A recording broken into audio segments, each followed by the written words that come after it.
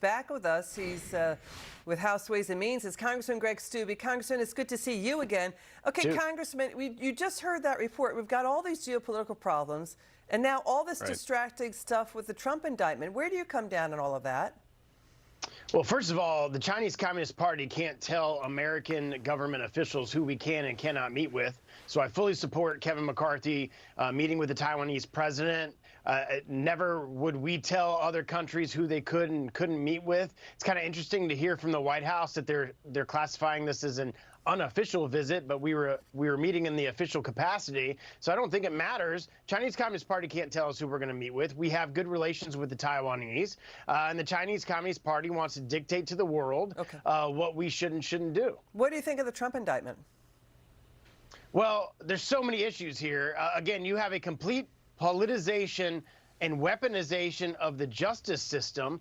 Today, Chairman Jordan and I had a brief discussion about some documents and some requests that we're going to make through the weaponization subcommittee of judiciary of these indictments, because they touch federal pieces and federal law and federal elections law. So we absolutely, the House will investigate some of this, but it is a sad day in America when you have weaponized the justice system to fraudulently go after the former president. And, you know, again, it's a huge distraction. What's going on with things like China and Russia, Congressman? They're now trying to supplant the U.S. dollar and trade worldwide. And in the Middle East, I mean, the White House just had that setback. Saudi Arabia joined OPEC Plus in the second biggest cut in oil production since President Biden traveled to Saudi Arabia in July, asking them to increase production. You know, so again, Congressman, we've talked about this. The U.S. dollar is taking hits from Fed money printing and the blowout in government spending. But watch the president again mislead on the ramifications of a spending blowout. He's going to make again a false claim here. Watch this.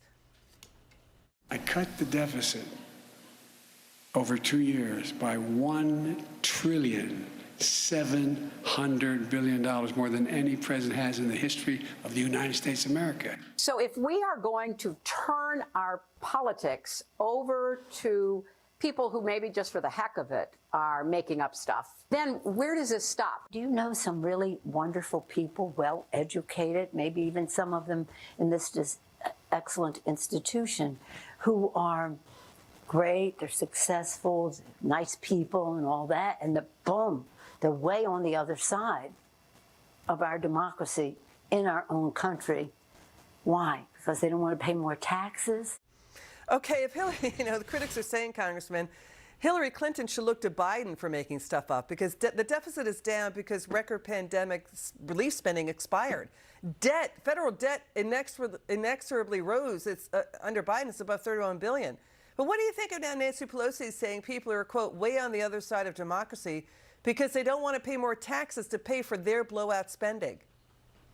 Well, you could say that his comments were misleading, but I would say that they're a lie to the American people, just like a lot of things that are coming out of the White House. When I first got elected to Congress a little over 4 years ago, the deficit was at $21 trillion. Today, it's at $31 trillion. So to say that he has cut the deficit is a complete lie to the American people when it's just COVID dollars that are being returned because they weren't spent. I mean, we've spent so much money in the last 4 years that the Democrats had the House, the Senate, and the White House, that we put an additional $10 trillion on the deficit, and that's exactly what the Democrats want to do. And anytime that Republicans want to stand to lower taxes so that you can put more money in the American people's pocketbooks, then Democrats are going to say, oh, we're against democracy and we're against the republic, because that's their talking points. Yeah, and it's unfair to the American people and the voter out there, right? It's totally being misled. Congressman Steube, thanks for joining us tonight. It's good to see you. Good to see you, too. We've got this story coming